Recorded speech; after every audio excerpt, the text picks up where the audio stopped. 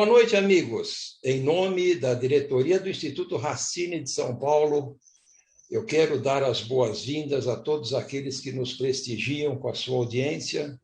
Quero agradecer o contato, quero agradecer o fato de vocês terem também optado por convite que fizemos nas redes sociais.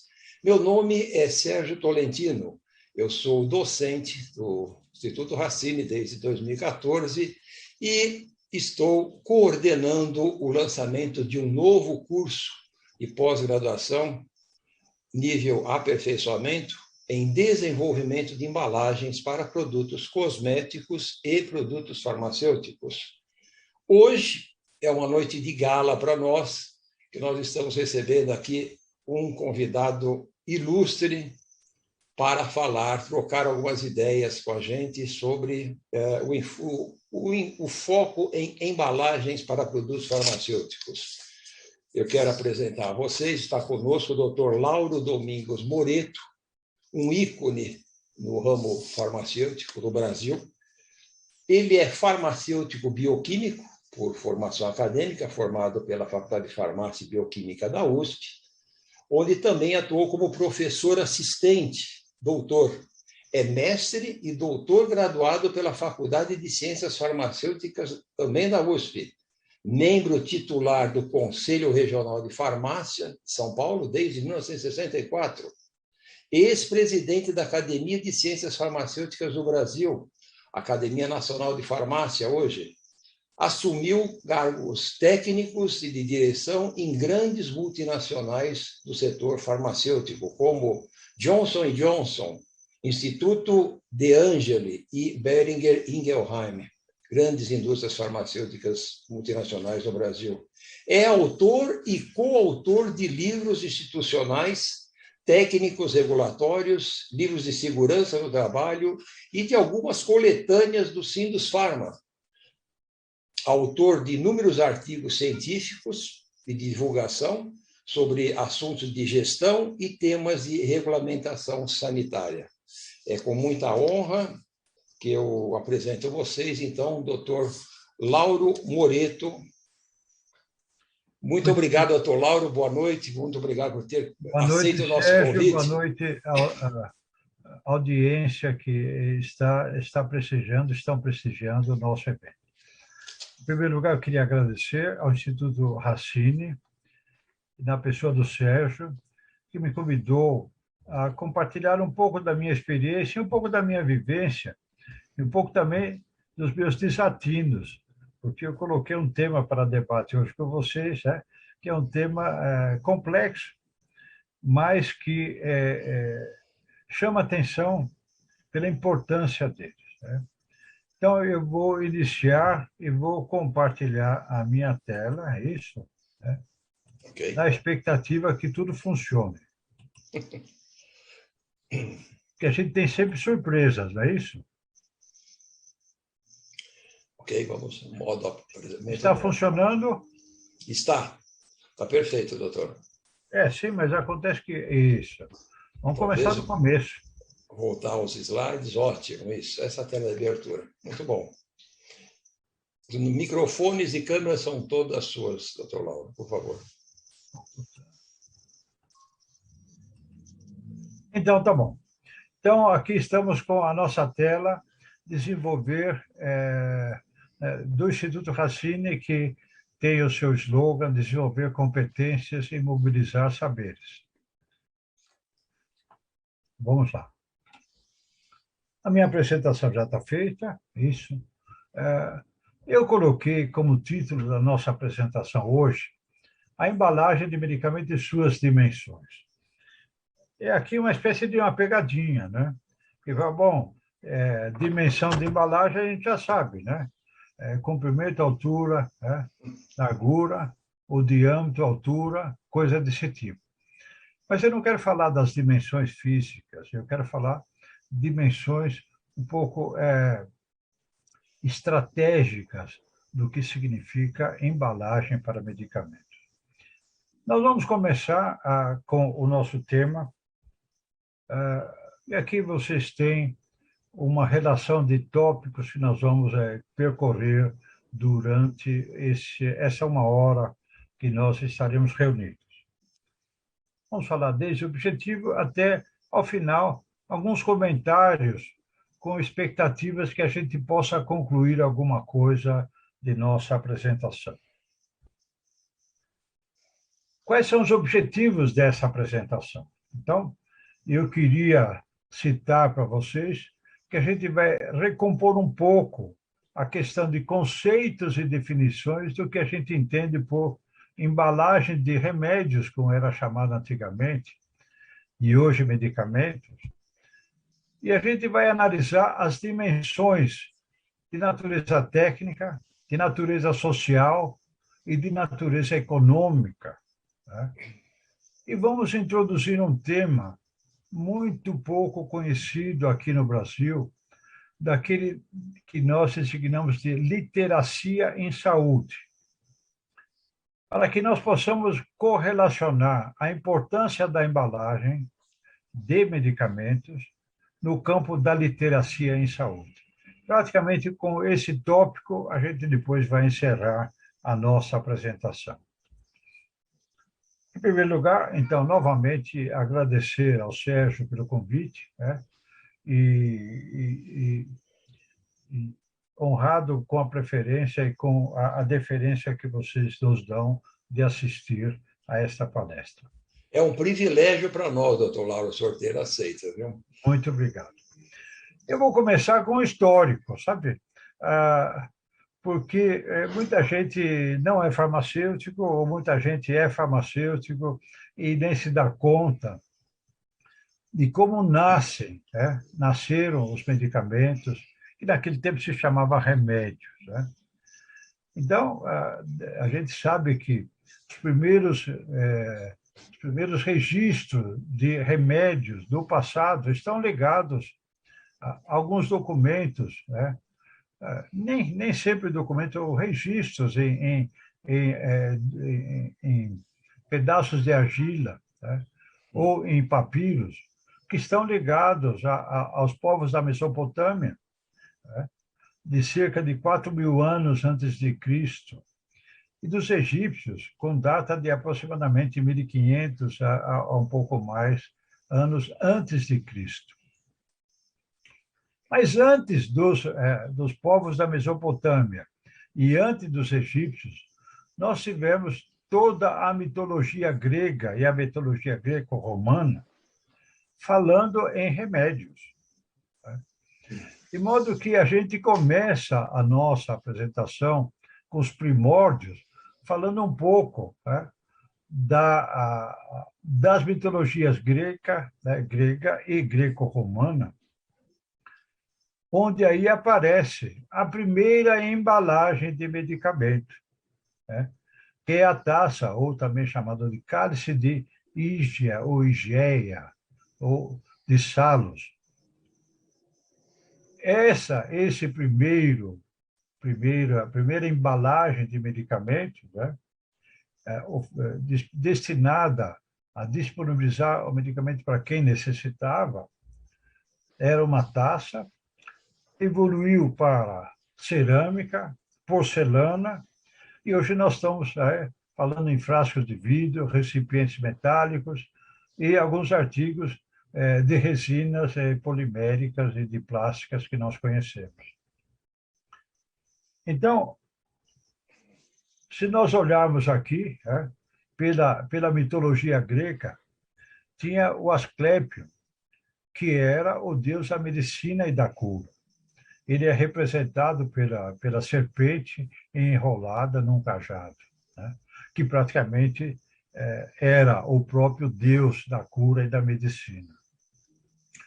Nesta outra escultura que temos ao lado, tem o Asclépio com a sua filha Ígia ou Igeia, que é deusa da saúde, com a taça contendo o remédio, ou seja, a primeira embalagem mitológica que nós temos é a taça, que representa a primeira embalagem que serve para conter o medicamento, e aqui a serpente, que é o deus, que é o Asclepion da saúde. Não era só essa, né? Nós temos aqui, já da mitologia greco-romana, a Salos, que seria a deusa da saúde, que ela praticamente seria a esposa do equivalente ao Asclepion, que era o Esculápio dos romanos, né? E a Salos é a esposa do Esculápio, né? Aqui do lado dos egípcios, né, já entrando com as gravuras, onde os recipientes serviam para se levar as coisas para as pessoas. Eu vou fazer uma pequena pausa dessa apresentação, só para lembrar, né, que de Ígia ou Igeia, que é a deusa da cura, nós tivemos decomposto todos os nomes que nós temos hoje, de higiene pública, higiene das mãos, tudo vem de Higia ou Igeia, que era a deusa, a filha do Asclepion.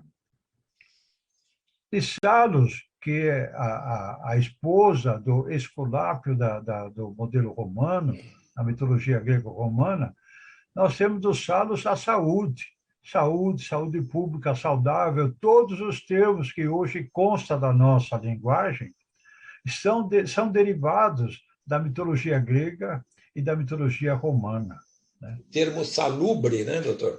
Salubre também, que não é saudável, que não é... Então, todos os termos, né, de saúde ou de higiene derivam dessas deusas da cura, que vem do modelo da mitologia, né? Mas, daqui para adiante, a gente começa a falar dos potes de cerâmica e potes de porcelana, que eram os recipientes para conter as drogas nas farmácias antigas, tá? Todas elas com identificação, que é a base de praticamente toda a parte de medicamentos. Nenhum recipiente, nada pode andar sem estar plenamente identificado. Essas já são embalagens elegantes e de fins decorativos, né? Onde aparecem outras ilustrações, né, interessantes, mas assim nasceram, né, as embalagens. Elas evoluíram para o vidro, com as tampas esmeridiadas, né? Depois partiram para tampas com outros tipos outros tipos de agentes para fechar, como plástico e borracha, sempre com o contexto identificado, porque esse é praticamente fundamental, não ter veneno e não tomar alguma coisa que não seja claramente conhecida. Mas a primeira embalagem, praticamente, de transporte de remédios do passado era a botica, ou a caixa de botica. Ou seja, os boticários que nós chamamos, que eram os farmacêuticos de antigamente, eles reuniam as diferentes embalagens de medicamentos, aqui já num período mais recente, já no período nosso colonial da Europa, em torno de 1500, da época medieval, os boticários reuniam, ou seja, a gente chama de boticário, o pessoal que atuava com a medicina e com a farmácia reuniam os produtos, né, em caixas de madeira, com separações apropriadas para levar os medicamentos e distribuir e vender, né, em populações onde eles iam visitar. Essa é chamada botica ou caixa de botica, né, que surgiu como a primeira embalagem de transporte de remédios. Hoje em dia a gente tem museus, né? Esse daqui é do Museu da Farmácia de Ouro Preto, né? Com imagens, com fotos de farmácias antigas, caixa registradora, as estantes com os recipientes de porcelana identificados contendo os medicamentos. Esse é exatamente quem visita a Faculdade de Farmácia da Universidade Federal de Minas Gerais vai ver lá esse pequeno museu mostrando esses vasos que são encantadores, mas alguns aparelhos de laboratório que eram usados na época pelos farmacêuticos já num período mais evoluído. Aqui mostra também armários que lá do mesmo Museu da Farmácia de Ouro Preto, aqui onde os frascos contendo as drogas na época, com as quais se diluíam e faziam os remédios para quem vinha buscar o remédio na farmácia. O vidro tem sido e é considerado a melhor embalagem dos medicamentos, desde que ele surgiu. Que ele também tem uma história super linda do passado, dos fenícios, bem distantes da nossa época, quando casualmente descobriram que alguma coisa podia se converter com aquecimento intenso, podia se converter em algo translúcido e algo brilhante. Só depois, cerca de 250 a 300 anos atrás, é que apareceram os primeiros frascos de vidro, já com a intenção de acondicionar medicamentos. Então, esses são garrafas de medicamentos e frascos fabricados no século, esses daqui, 18, 19 e 20, de 1800 por aí. Evoluíram desses frascos com formato esquisito, etc., para aquele que a gente pode ver aqui do lado, pequenos frascos já com bocas diferentes, mais transparentes e mais regular no seu formato. Agora, falar de embalagens. Nós tivemos medicamentos que eram acondicionados em frascos, que esses são os registros que a gente tem, mas que deviam ser arrolhados e tampados, e muitas vezes a sua embalagem era constituída de uma grande folha de papel que envolvia toda a embalagem.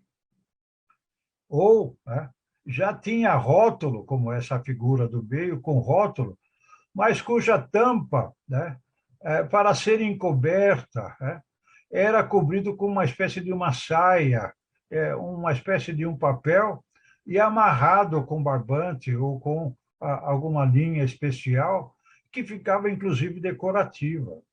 Então, o acondicionamento em frasco de vidro e a selagem, arrolhar esses frascos e fechar a tampa em cima para ficar mais elegante e para evitar também que o pessoal roubasse o conteúdo. Aquele tempo aqui já era proteção contra o furto de conteúdo. Os lacres de hoje eram feitos antigamente de papel dobradinho, bonitinho, e amarrado na ponta. Eu não consegui fotos melhores do que essa, mas dá para vocês enxergarem que era assim.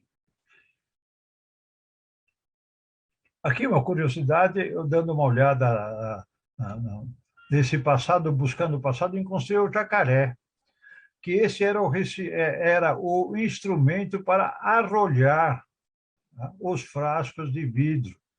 Ou seja, uma peça que lembra um jacaré, colocava-se a tampa de cortiça molhada, pressionava ela para ela reduzir o tamanho, e quando ela reduzia o tamanho é que usava, era tampado.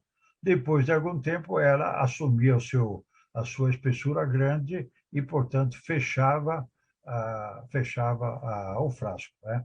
Então, esse jacaré é um instrumento antigo das farmácias que ainda se encontram por aí em alguns museus. Bom, eu acho que agora a gente pode sair do nosso histórico e vamos adiante para alguma coisa diferente. De verdade, hoje, na nossa legislação, pela Lei 6.360, de 1976, nós temos uma definição do que seja rótulo, do que seja embalagem. Esse rótulo é uma generalização que se caracteriza e está explícita na nossa legislação. Identificação impressa ou litografada, bem como os dizeres pintados ou gravados a fogo, pressão ou decalco, aplicados diretamente sobre recipientes, vasilhames, invólucros, envoltórios, cartuchos ou qualquer outro protetor da embalagem. Essa é a definição de rótulo de uma embalagem. E a embalagem propriamente dita é invólucro, recipiente ou qualquer forma de acondicionamento, removível ou não, destinada, tá, a cobrir, empacotar, envasar, proteger ou manter, especificamente ou não, os produtos de que trata essa lei. Então, a questão da embalagem está disposta em lei, e aqui a lei maior nossa, vigente, é a Lei 6.360, de 76.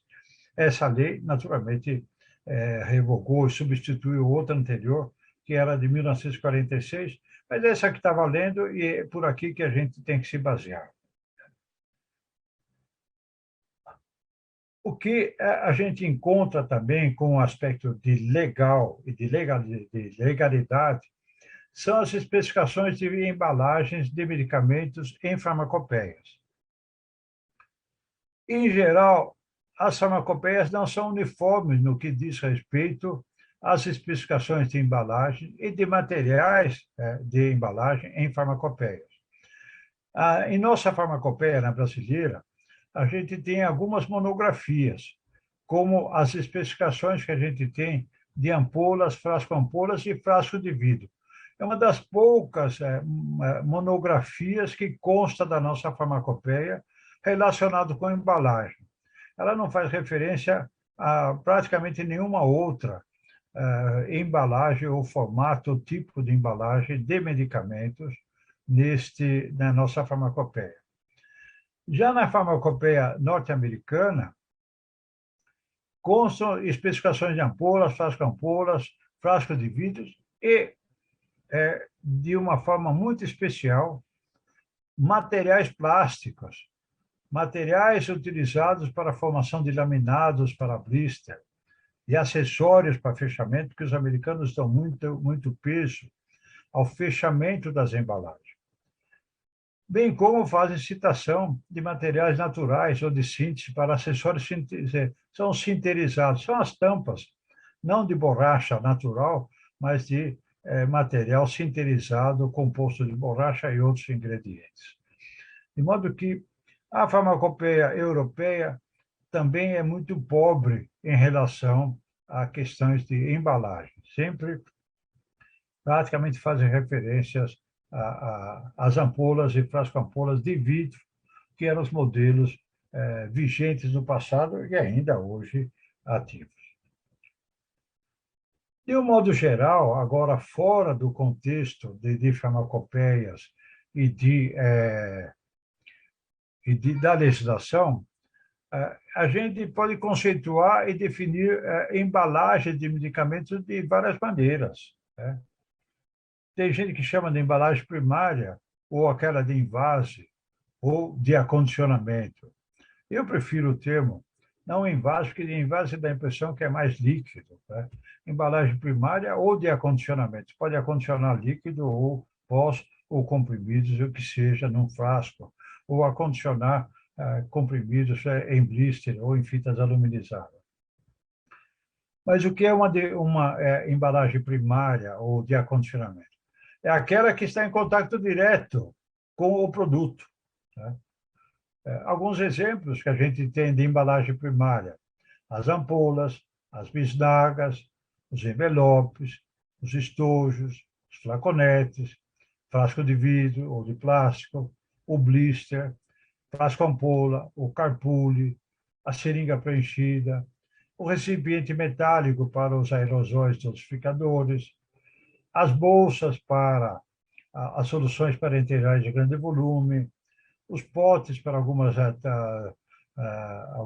preparações, os sacos de papel, dentre outros. Ou seja, a gente tem uma enorme variedade de embalagem primária, ou seja, aquelas que contêm o produto e ele está em contato direto. Todas elas, nesses contextos de embalagem primária, fazem referência a que entre o produto e o material do recipiente qualquer, do primeiro, de acondicionamento, não deve haver qualquer interação, tá? De tal maneira que não haja prejuízo da qualidade do produto por ação da embalagem primária, né? Prejuízo que poderia ser alteração da concentração, né? Da qualidade ou da pureza. Hoje em dia, com os documentos da ICH, né, as embalagens primárias estão sendo tratadas muito seriamente nos contextos de extraíveis e lixiviáveis. Ou seja, o que é que pode se extrair da parede do recipiente, do material de primário, e o que pode migrar para o produto, né? E isso daí é dos documentos de qualidade da SH, que realmente vai dar muito trabalho para o pessoal da indústria farmacêutica. Quais são os materiais que a gente usa nas embalagens primárias, né? O vidro, as resinas plásticas, os metais laminados de resinas plásticas, de alumínio, de papel, enfim, uma gama muito grande de produtos que se prestam para fazer embalagem primária. O que é a embalagem secundária ou de confeccionamento, né? É aquela que está em contato com a embalagem primária, ou seja, com o invólucro intermediário. E essa embalagem pode conter uma ou mais embalagens primárias, né? A gente pode ter, por exemplo, caixas de ampola com 5, né? Com 4. Então, é uma caixa que pode conter algumas embalagens primárias dispostas em berços, coisas desse tipo, que são acessórios, né, da embalagem primária ou para esse fim. Que possibilita, que todo esse material possibilita dar proteção, tá, ao produto, levando-se em consideração as condições de transporte, de armazenagem e de distribuição, ou seja, o papel da embalagem secundária é dar proteção ao produto acondicionado, né, de tal maneira que chegue ao consumidor final nas condições preconizadas pelo registro financeiro, registro sanitário. Nessas embalagens secundárias, pode conter bulas, dosadores, acessórios, né, que são úteis para o consumidor final. Conta-gotas, né, doutor? Então, consideram-se embalagens secundárias cartuchos de cartolina, caixas de material plástico, estojos de cartolina, caixas de papelão, dentre outros. Quer dizer, os derivados de celulose são predominantes, absolutamente predominantes. Pronto, seguimos. Um cartucho que contém várias cartelas de blister, né? Nós temos o secundário, o cartucho, o primário, o próprio blister dos medicamentos. O blister é o primário, exatamente. Agora nós temos a outra embalagem, que é a embalagem de armazenagem e transporte, né? São aquelas que reúnem determinado número de produtos embalados para efeito de transporte e para efeito de armazenagem. Em geral, usa-se a mesma para os dois fins, né? Hoje em dia, as empresas colocam já os produtos embalados, né, para armazenagem e vendem a caixa fechada, como também com as condições de ser uma embalagem de transporte, né? Embora existam sistemas de distribuição onde se abre a caixa de armazenagem, né, e se misturam vários produtos numa única caixa de transporte. Ou seja, 6 frascos de xarope de um produto A, 8 caixas de blister de um produto B, e assim por diante, atendem a um pedido. Mas, normalmente, hoje, os próprios laboratórios vendem, a grande maioria, para os distribuidores, aí vão em caixa fechada. Enquanto que os distribuidores podem usar uma caixa de transporte com esse mix de produtos numa única caixa, né? Então, considera-se embalagem de armazenagem e transporte as caixas de papelão e de material plástico, dentre outros. no início, quando eu comecei a indústria farmacêutica, nós tínhamos uma marcenaria dentro do Instituto de Angers, ou seja, que fazia alguns modelinhos de caixa de ripas de madeira, que servia de transporte, que eram muito mais resistentes do que as de papelão hoje, porque as de madeira aguentava muito mais o tranco do que as de papelão. De modo que era assim que eram enviados os produtos para as farmácias. Bom, seguimos. Quais são as funções da embalagem final? É importante lembrar, eu chamo de embalagem final, é a embalagem com a embalagem de envase, de acondicionamento, e a embalagem final, aquela que contém os compostos, os acessórios adicionais, bula e outros dispositivos. A função principal é proteção, que protege contra danos mecânicos, entrada de gases, de vapores, umidade solar, contaminação microbiana, tudo isso, essa embalagem final protege, dando uma proteção pela caixa externa e outra proteção pela caixa, pela embalagem primária.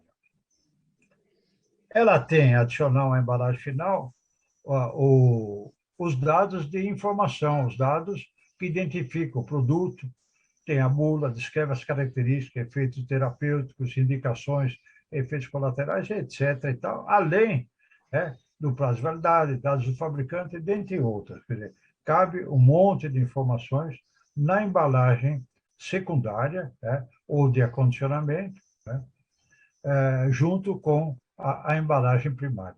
Então, esse chama de embalagem final do produto, ela que contém a embalagem primária, mais acessórios, bulas, etc., dispositivos, medidores, e é fechada com todas as indicações, com esses dados todos que a gente tem aqui citados. Bom, vamos agora comentar um pouco contexto sobre embalagens de medicamentos. Então, a gente pode também caracterizar as embalagens sobre um contexto diferente desse daí de primário, secundário, armazenamento. Nós podemos chamar embalagem classificada quanto à sequência de utilização, primária, secundária, terciária. O tipo de uso para conter, para fornecer, para proteger, para armazenar, para transportar. É muito importante que algumas embalagens primárias são para conter. Então, uma ampola, ela contém 1 ml, 2 ml, meio ml, o que for. Mas ela não fornece. Quem fornece é a seringa que extrai aquele conteúdo e vai aplicar. Para fornecer, já é o frasco de xarope, que transfere para uma colher, para um copo medida, certo? É para fornecer. A outra é para conter, uma para fornecer. Outras são aqueles adicionais, que são os lacres, que é para proteger. Outros são sistemas para uso de proteção dos produtos contra a excursão de temperatura, para armazenar em condições de temperatura da cadeia fria. Então, são embalagem especial que protege contra a temperatura. Ou outra é simplesmente para transportar, que são caixas grandes, etc.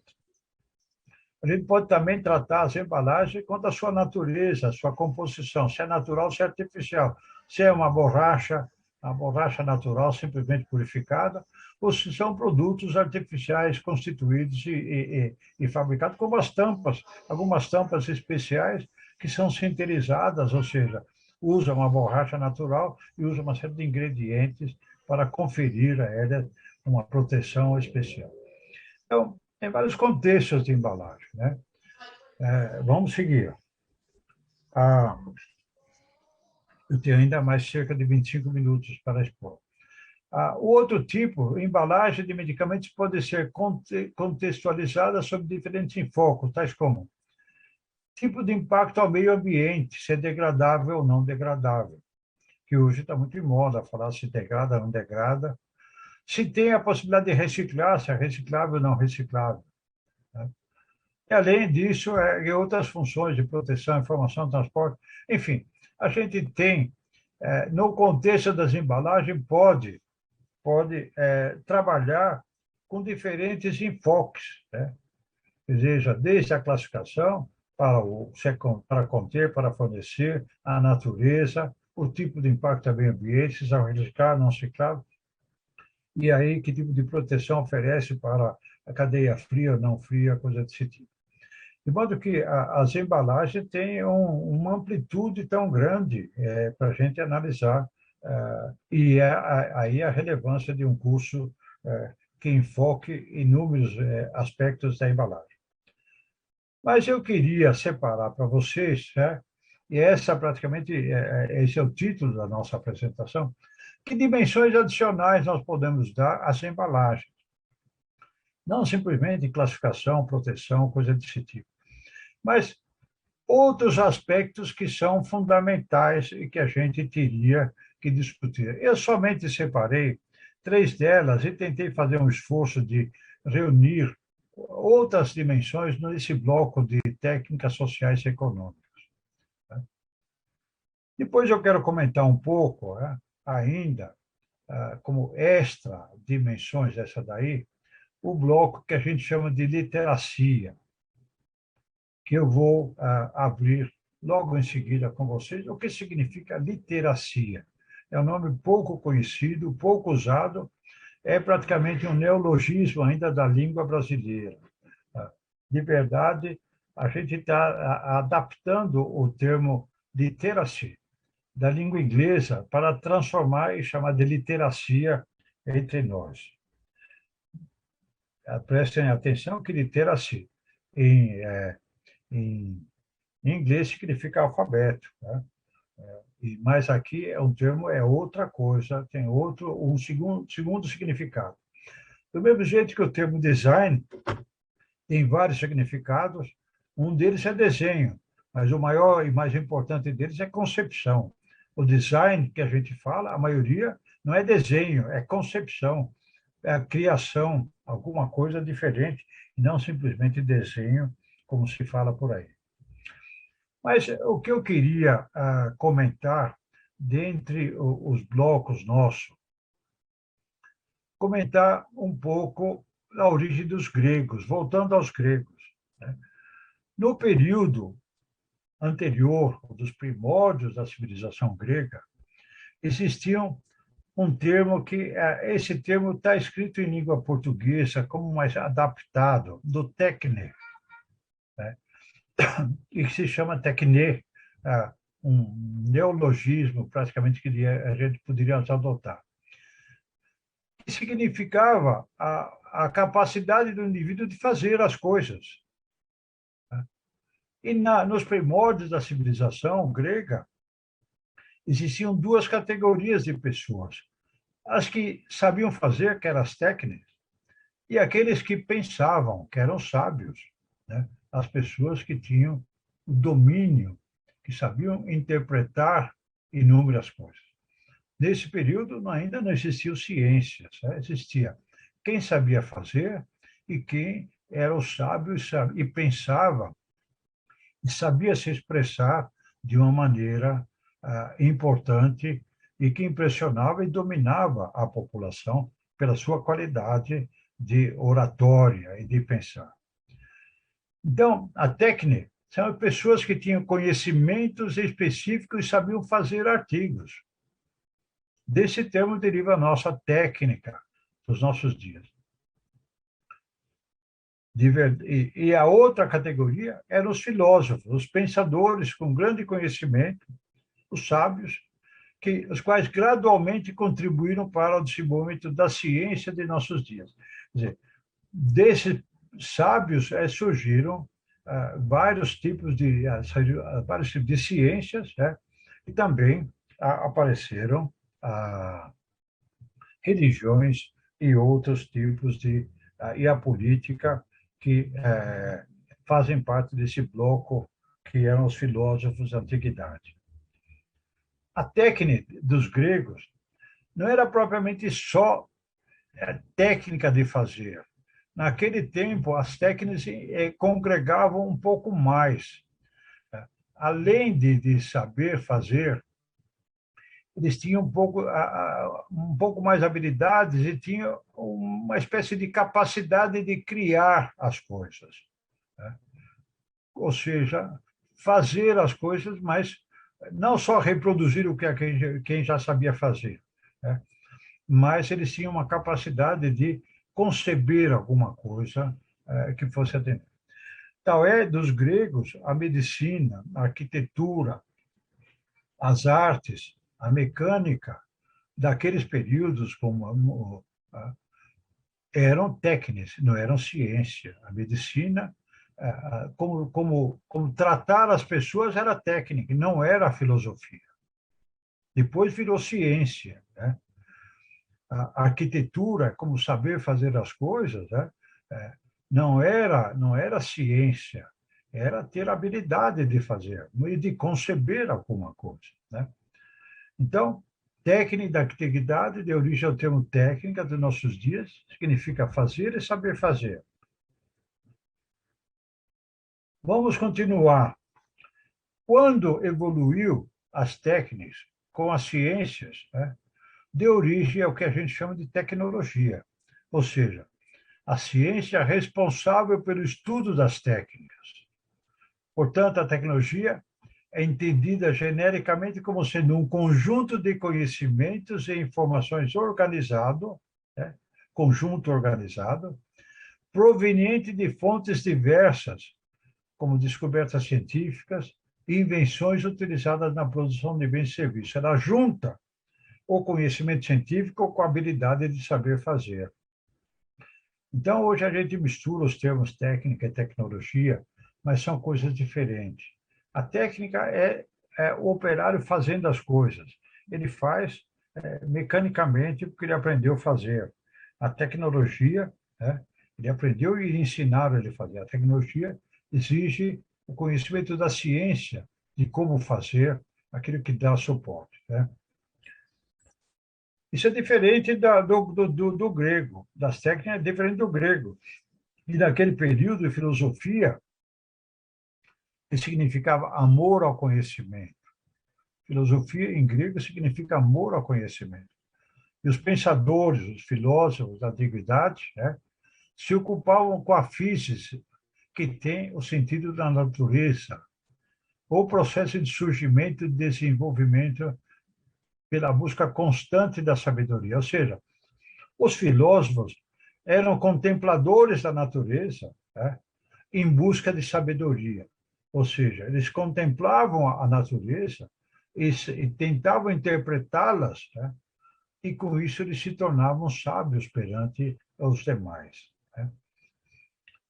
Esse era um tipo de conhecimento paralelo à técnica. Um saber fazer e o outro pensar e apreciar e entender a natureza. Bom, vamos agora para as nossas dimensões, né? Então, ainda tem mais um pouco aqui, né? Então, os conhecimentos dos filósofos eram deduzidos da contemplação da natureza e não incluíam o fazer, que era domínio das técnicas, né? E depois, então, essas áreas do saber evoluíram para a ciência, a religião, a filosofia e a matemática dos nossos dias, né? Então, na época, os filósofos eram líderes religiosos, cientistas, médicos ou matemáticos, como a gente pode hoje caracterizar, se eles tinham mais interesse por alguma coisa de uma dessas áreas. Vamos agora à dimensão técnica das embalagens de medicamentos, né? Que eu queria passar um pouco mais desse conjunto, o que são dimensões técnicas. Então, a dimensão técnica ela vai além do que especificação, isso e aquilo, porque ela congrega a origem dos insumos e a obtenção dos mesmos, envolve o desenvolvimento do processo tecnológico, ou seja, o uso de ciência para fazer um artigo. Ela envolve o processo produtivo e controle de qualidade da embalagem, ou seja, se alguém está fazendo embalagem, tem que seguir um processo produtivo e uma produção padronizada e controlada e coordenada pelo controle da qualidade. A técnica está envolvida com o processo de embalagem de medicamento. Então, nós sabemos, aqueles que trabalham com máquinas automatizadas de embalagem, sabem que a embalagem tem que ter especificações muito rígidas, sem a qual as máquinas não funcionam, porque as máquinas são padronizadas e são fixas aos seus controles.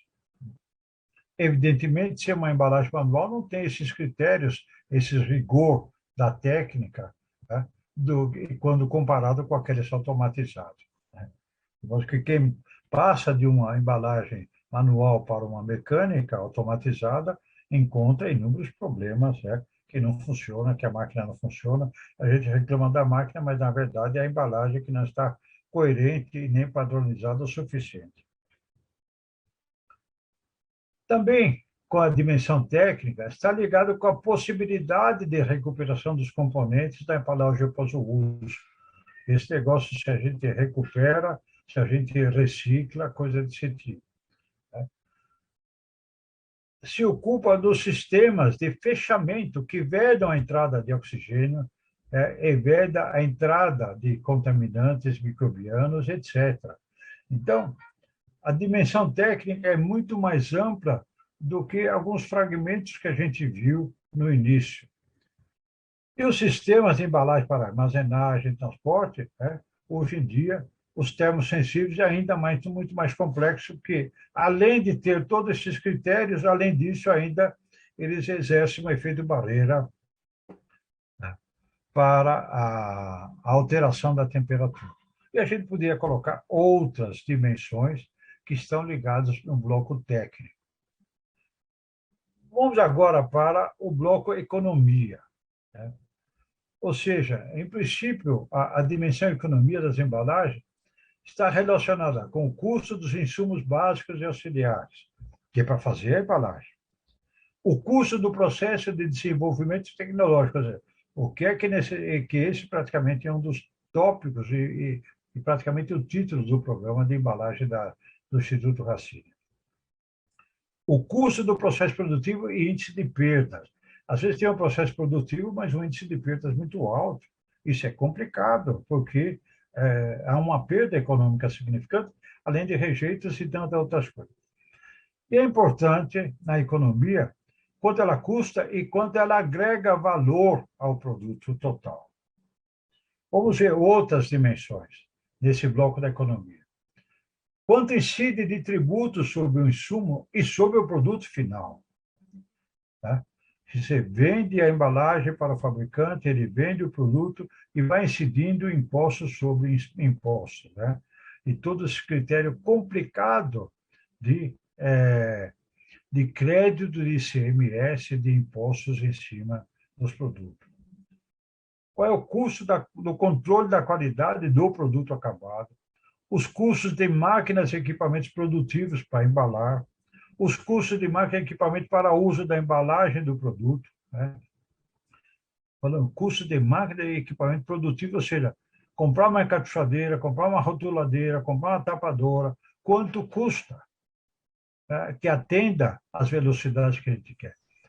E quanto custa, qual é o custo das máquinas e equipamentos para o uso da embalagem, ou seja, quanto é o custo da embalagem no produto final relativo a essa operação. Aqui sobra, afinal, qual é a contribuição das embalagens no PIB brasileiro? Praticamente, nem sei se alguém tem noção disso, mas certamente tem uma enorme produção de materiais de embalagem, produtos de embalagem, e saber se é 1, 2, 3, 4, 5, 10% do PIB brasileiro as empresas que produzem embalagem. Doutor Lauro, o mercado de embalagens mundial tem uma média de 1,5%, o mercado de embalagem, 1,5%. O Brasil chegou no ano passado a 1,9%. Bem, é um pouquinho acima da média, embora o nosso PIB seja pequeno.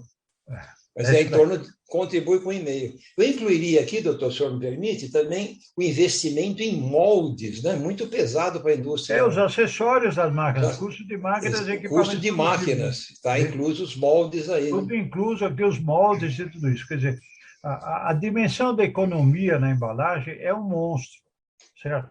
como é da técnica, né? Eu vou colocar agora as economias do campo, aliás, a dimensão social das embalagens de medicamentos, né? Quer dizer, quanto a esse bloco de assuntos que nós vamos comentar, que estão no bloco social, quanto elas impactam como um todo. A gente vai pela percepção do usuário em relação ao produto. E a gente sabe que uma embalagem influi no bem-estar das pessoas. Ela compra uma embalagem, um produto com embalagem adequada, e aquilo inspira credibilidade para o produto. Imagine se a gente tivesse aí um produto de alto valor terapêutico, oncológico, embrulhado em papel de pão. Alguém compraria? Certamente não compraria, porque não inspira confiança nem credibilidade naquilo. Né? Então, as embalagens, com quanto tenha o papel disso, de proteger, de não sei o que lá, de ter informação, ele também inspira alguma coisa importante para o bem-estar, e a gente vai comentar um pouco mais adiante desse conjunto. O grau de efeito barreira que exerce para evitar acesso indevido, na parte social, o roubo, o furto, isso é um negócio grave. E isso tem um efeito importante. Você compra hoje uma embalagem sem lacre, você não quer o produto.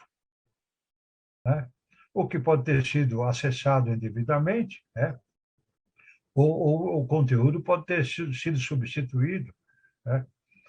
E tem um efeito barreira também de proteção para crianças, ou seja, embalagem para proteger crianças de acesso indevido, que poderiam se intoxicar.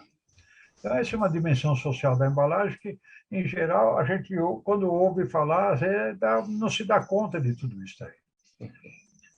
Hoje em dia, na Europa, tem um grupo específico de trabalho da Agência Europeia de Medicamentos, a EMA, que estão estudando a população para idosos, embalagens amigáveis à população de idosos. Porque várias barreiras que foram colocadas nas embalagens, várias proteção, significam barreira de acesso ao produto. E os idosos, às vezes, se perdem nesse processo e não tomam o produto, porque teve barreira, ou se esqueceu, ou não consegue abrir, e deixam para lá, depois vão se lembrar. Assim como, hoje em dia, com os múltiplos medicamentos que as pessoas idosas estão tomando, é necessário algumas embalagens especiais, com mais do que um compartimento, para que o indivíduo possa, ou para que algum cuidador possa colocar os medicamentos que o indivíduo vai tomar de acordo com os horários. Então, esses são aspectos sociais das embalagens que nem sempre a gente ouve esses comentários. Assim como a mesma coisa estaria ligada com as embalagens de crianças. A própria EMA tem um grupo específico estudando embalagem e acessórios de embalagem de produtos para criança, porque os aviãozinhos ou as colherinhas ou as coisas desse tipo, às vezes, em lugar de estimular ou de não assustar as crianças, em lugar de facilitar, elas assustam as crianças. Então, é necessário desenvolver coisas muito mais práticas e efetivas para as crianças. A dificuldade de manuseio das embalagens é o que o pessoal está chamando hoje de uma epidemia invisível.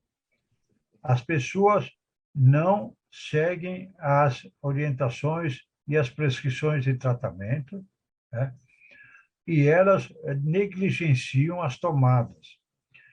Dados que tem internacionais dizem que cerca de 25% das diálises por insuficiência renal crônica, 80% desses casos de infarto de miocárdio são de não adesão à prescrição. alguns por fatores que nós já citamos. Então, eu não queria entrar nesse contexto, porque eu já vi trabalhos publicados nessa linha, de quanto, né, a, a não adesão ao tratamento, quanto há de perdas humanas e de talentos. Isso. A gente, com muita frequência, vê jovens, pessoas maduras, que perdem a vida porque tiveram um infarto. Que, embora tivessem conhecimento de que existem medicamentos, tivessem orientação de que deveriam procurar um médico, não procuram, etc. Esse praticamente é um dos casos que a gente vai citar daquilo que a gente chama de literacia. Além disso, no aspecto social, quantas pessoas trabalham na produção de embalagens e quantos trabalham em processos de embalagem nas indústrias, né? Quer dizer, um número que deve ser muito grande. Eu nunca vi nenhuma estatística. O Sérgio talvez tenha alguma informação sobre isso. Temos. A Associação Brasileira de Embalagem, a ABRE, ela também é um indicador de qual é a mão de obra direta ou indireta que o mercado de embalagem movimenta no Brasil. Temos esses dados também, doutor. Vamos Muito até bem. abordar numa de nossas aulas. Então, eu vou acelerar um pouquinho, que estamos nos finalmente já da nossa aula, né? Então, eu queria comentar um pouco com vocês o que é literacia em saúde, e o que ela tem a ver com as embalagens de medicamentos, né? Então, consta, de um modo geral, que as embalagens servem para a promoção de produtos. Mas, no caso dos medicamentos, a embalagem não serve para promover nada disso, né? Porque a publicidade das embalagens são muito contestadas e regulamentadas por órgãos de governo. No entanto, né, as embalagens podem contribuir para a literacia em saúde das pessoas. Aí você quer saber, afinal de contas, o senhor já falou um monte de vezes o que é literacia. Então, vamos descobrir agora o que é literacia, né? A OMS define literacia em saúde como sendo habilidades cognitivas e sociais que determinam a motivação e a capacidade do indivíduo em obter, compreender e utilizar informações para a promoção da própria saúde. Ou seja, a literacia, né, que também é entendida como a alfabetização em saúde, né, é uma forma de você se interessar pelas informações que estão contidas em medicamentos, em folhetos, em literatura, que você mesmo possa tirar proveito para a sua própria saúde. Ao saber, né, ao ler uma bula, você vê um monte de informações, contraindicações, etc. Se você lê e entende, você vai se proteger e vai tomar cuidado. Ou seja, não pode, é contraindicado contra isso, é contraindicado contra aquilo. Você sabe que tomou aquele remédio, não vai poder dirigir, não vai poder beber, não vai poder fazer alguma coisa. Diz claramente a literacia é essa capacidade. Infelizmente, no Brasil ainda, tem uma porção de gente que gosta de estar na categoria de paciente, ou seja, um indivíduo passivo. Ele vai ao médico, o médico prescreve, ele fala, o médico mandou tomar dois a cada 6 horas, eu vou tomar 2. Para que serve, eu não sei, ele deve saber. Ele ignora as informações que foram passadas para ele e fica passivo em relação a isso. Essa é uma forma passiva. A gente tem que ser muito mais proativo e propositivo em relação à nossa própria saúde. Aprender com isso. E aí a gente já começa a induzir que as embalagens, né, ou os componentes da embalagem são promotores da literacia em saúde para as pessoas. Vamos seguir adiante. A literacia é classificada em 3 grandes grupos. A funcional, que é aquela que caracteriza as habilidades de leitura e entendimento das informações do indivíduo, que são necessárias para participar efetivamente do próprio cuidado, né? São exemplos da capacidade de ler e entender. Então, eu leio um texto informativo de folheto, de bula, e eu entendo, né? Eu leio um resultado de exame de análises clínicas ou artigos relacionados à prevenção de enfermidades e tal, e benefícios da alimentação saudável, entre outros, e eu entendo. Então, se eu entendo, né, que o que diz um folheto, o que diz uma bula, que são componentes em uma embalagem, né, o que diz o resultado de análise, ou artigos, ou qualquer coisa ligada a uma enfermidade, e eu entendo, eu deixo de ser um passivo, de ser um paciente. Eu sou um indivíduo em tratamento, e eu entendo. Então, eu sou em literacia e estou no nível funcional. Segundo, a interativa está relacionada com a forma como um indivíduo obtém e aplica as informações por meio de interação com outras pessoas, profissionais e serviços de saúde. Em outras palavras, né, o indivíduo que obtém informações, então ele tem as informações e as aplica por meio de interação com outras pessoas. Então, tem gente que vai ao médico para consulta. O médico pergunta: o que o senhor sente? Dói. Dói o quê? Dói tudo, né? Ele não diz: dói o braço, dói a perna, dói a cabeça, né? Dói o estômago. Dói. Eu sinto uma dor, sinto muito mal, está tudo doendo. Ele não consegue caracterizar, né? Não consegue caracterizar o que ele tem. Do mesmo jeito, se o médico faz uma pergunta para ele, se ele entendeu, ele normalmente fala que entendeu, mas ele tem vergonha de dizer que não entendeu. Então, o nível de literacia interativa mostra a capacidade do indivíduo de descrever sintomas durante as consultas médicas, de formular questões relacionadas com a posologia, reações adversas e contraindicações. Ou seja, ele pode perguntar para uma pessoa, pode perguntar para a farmácia ou para o médico, coisa desse tipo. Demonstra que ele pode obter orientações para acesso e uso de serviços de saúde. Onde é que tem um médico, onde é que tem um pronto-socorro, onde é que tem isso, onde é que tem aquilo, se está se sentindo mal. Ele pergunta: eu estou sentindo mal, me ajuda, tal. Quer dizer, é uma forma em que ele não sabe dizer o que ele tem. Assim como expressar preferência, defender argumentos em relação ao autocuidado, entre outros. Ou seja, se alguém fala uma bobagem, ele fala: não é bem assim, né? E tem argumentos para defender o seu ponto de vista. Então, o indivíduo com grau de literacia interativa, né, ele está num nível diferente daquele da literacia funcional, e certamente no nível diferente daquele que tem a literacia crítica, que está relacionada com as análises e atitudes do indivíduo, relacionadas com informações recebidas, capacidade de obter novas informações e debater questões que afetam a própria saúde de suas famílias e de comunidades, como, por exemplo, capacidade de julgar a qualidade e aplicabilidade da informação, decidir quando e onde procurar atendimento, ter iniciativa e capacidade de tomar decisão relacionada à própria saúde, entre outros. Estou sentindo mal, vou buscar um médico. Não dizer: estou sentindo mal, não, isso passa, vou tomar um chá, isso passa. Tem um monte de gente que morre por infarto porque tinha o indicador, né, de uma contração, de uma pontada no coração, e achou: não, esse daqui é porque eu comi alguma coisa errada, tal. Ele não consegue discernir. Então, a literacia,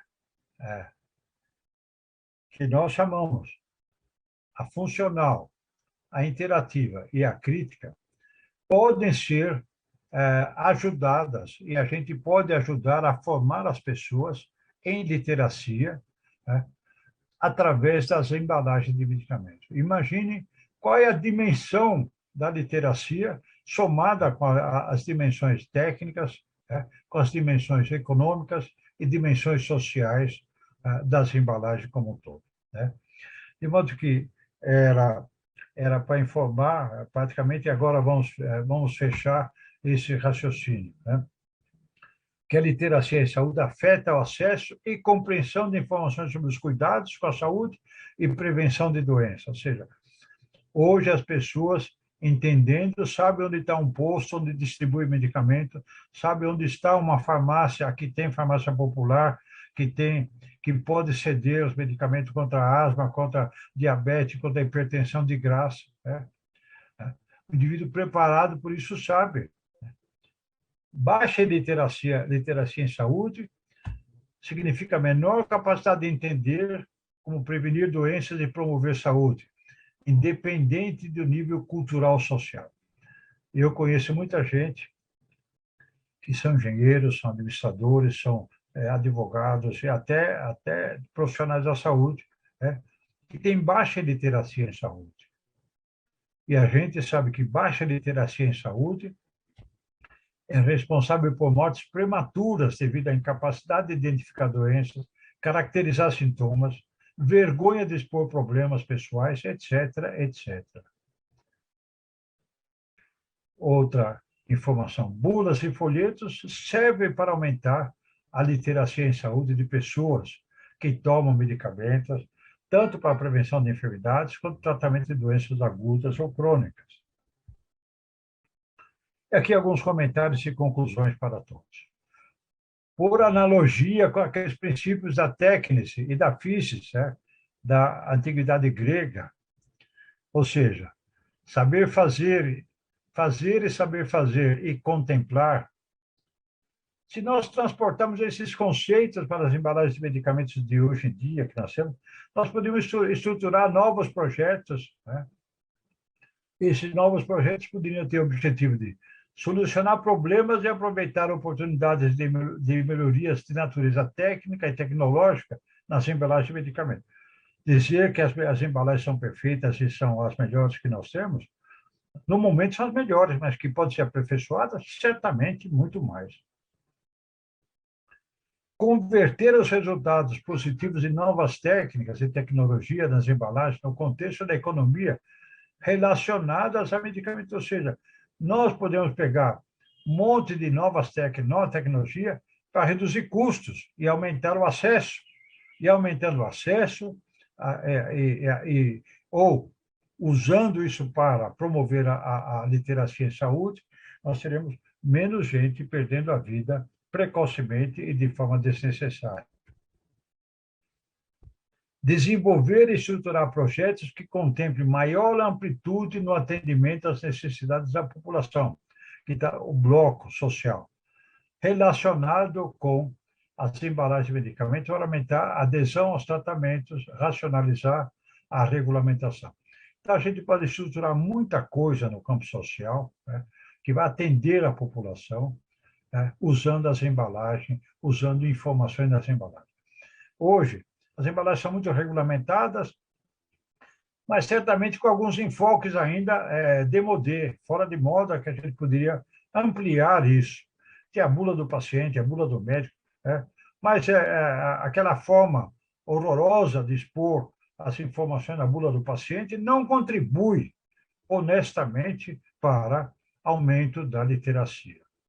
E, ao utilizar, a gente poderia usar as embalagens para aumentar os níveis de literacia em saúde.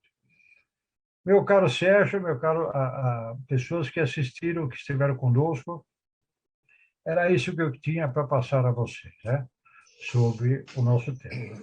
Então, eu agora tenho o meu problema de sair fora da tela e vou interromper o meu compartilhamento e agora estou à disposição se alguém tiver alguma pergunta ou alguma curiosidade a respeito do nosso tema.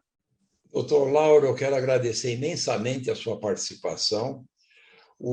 Nas suas palavras, a sua apresentação mostrou para nós, técnicos, analistas, engenheiros, designers de embalagem, uma nova dimensão da embalagem, principalmente para medicamentos. Uma nova dimensão. Uma nova dimensão. Eu diria que a quarta ou quinta dimensão você acabou de mostrar para a gente. Eu fiquei muito impressionado com dimensão técnica, a gente até que domina um pouco, dimensão mercadológica, ecológica, de transporte, logística, não, as 7 funções da embalagem, como a gente vai tratar no curso, mas o senhor deu uma conotação muito interessante da 5ª dimensão, que é a social, me impressionou muito, e o senhor jogou sobre nossas responsabilidades a responsabilidade que a embalagem tem de cumprir esse papel social, principalmente nos medicamentos. É algo para se pensar, se refletir e, de uma maneira ou outra, colocar em prática por engenheiros e designers de embalagem.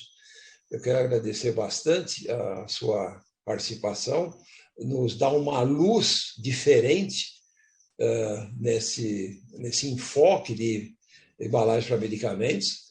Nós temos, eu quero aproveitar e dizer aos nossos futuros alunos que nós temos o Dr. Lauro Moreto, ele é docente do Racine, ele vai ser docente do nosso curso, ele vai dar uma aula específica sobre qualificação de fornecedores, que, aliás, ele é autor do livro Qualificação de Fornecedores na Indústria Farmacêutica. E, então, nada mais acertado do que convidá-lo para dar essa aula para nós, faz parte dos 45 temas que nós temos para abordar no curso de desenvolvimento de embalagem. Ele será um dos nossos docentes, vai contribuir muito, eu tenho certeza.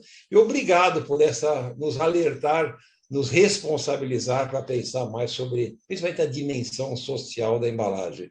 É algo que nos enche de muita responsabilidade e teríamos que ter mesmo essa visão e um novo objetivo para cumprir com a embalagem. O nosso curso vai mostrar também algumas inovações. Pouca gente acha que não tem inovação na indústria de embalagem de medicamentos. E existem várias inovações, até bastante arrojadas, em termos de design de apresentação. São as embalagens inteligentes para medicamentos. É uma aula bem interessante também, que estará no contexto aí do nosso curso. Muito obrigado, doutor Lauro, pelo tempo, pela disponibilidade. Obrigado por ter aceito esse convite para essa palestra extremamente interessante e inovadora e participar do nosso curso como docente. Eu tenho a agradecer também a atenção de todos que tiveram atentos à nossa apresentação e voltaremos oportunamente com um novo evento.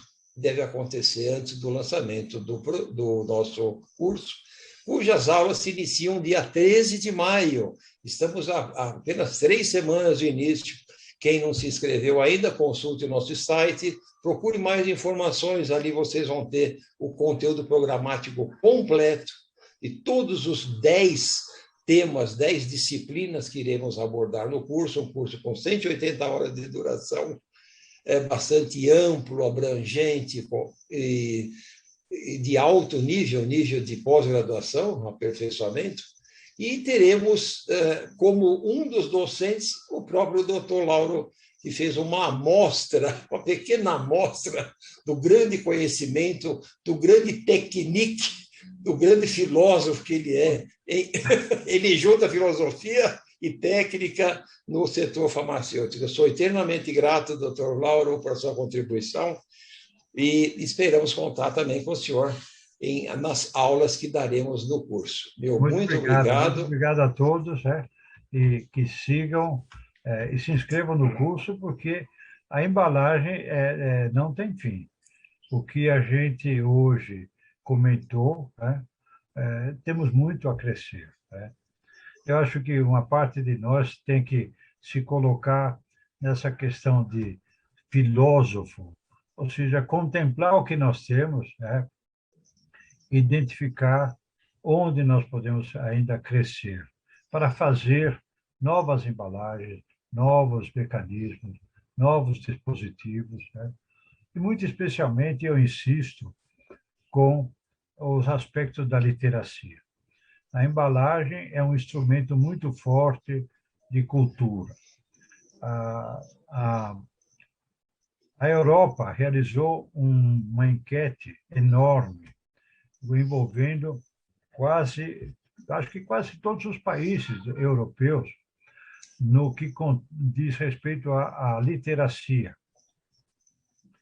e chegou à conclusão, mesmo países muito bem desenvolvidos, né, as pessoas tecnicamente ou economicamente diferenciados em relação a outros, não significam que tenham melhor índice de literacia. Ao contrário, até alguns países um pouco de menor nível mostrou um grau de entendimento da importância do medicamento na sua saúde e tal. Isso se reflete na longevidade, o aspecto social, né? Quanto o indivíduo pode continuar ativo e forte e produzindo, do que o indivíduo que morre precocemente por um infarto, por um derrame, ou por alguma coisa que ele não sabia, não sabia se tratar, ou não sabia onde buscar socorro. O Brasil hoje tem vários recursos do plano. O nosso Programa Nacional de Assistência Farmacêutica tem vários mecanismos para você ter acesso a medicamentos grátis, e as pessoas não sabem onde buscar o medicamento. Então, não sabe, não tem. Não tem acesso e tem a saúde deteriorada, não produzem, representa ônus para a sociedade. Então, nós temos que trabalhar muito. Talvez um dia, o Sérgio, a gente faça um tema só sobre a literacia em saúde, né? Para tal. Aqueles que queiram, podem acessar o site da Academia de Ciências Farmacêuticas do Brasil, e lá, no site da academia, tem um artigo meu que eu escrevi sobre literacia em saúde. Acessem o site da academia e bota lá, buscar literacia, e vão ver um artigo com vários informes a respeito desse assunto. Né? Meu caro Sérgio, um grande abraço a todos, né? Ao Diego, que nos atendeu, muito obrigado. E aqueles que participaram de hoje, a gente está num sistema que a gente fala, dá impressão por vazio. Espero que tenha alguém do outro lado nos assistindo, nos ouvindo. Aqueles nossos, muito obrigado pela atenção. As perguntas que nós tivemos, muito obrigado, doutor Lauro. Quando eu disse que o senhor é um ícone na indústria farmacêutica no Brasil, eu não exagerei. Realmente é uma celebridade. Eu conto agora com vocês no próximo encontro nosso, dia 13 de maio, é um evento já com a nossa aula inaugural, da primeira aula do nosso curso, a aula magna. Outra celebridade estará conversando conosco, bastante peso no setor de embalagem. Então, conto com vocês no curso e já no dia 13 de maio para o início da nossa primeira aula inaugural. Dr. Lauro Moreto, Dr. Lauro Domingos Moreto, muito obrigado por sua participação.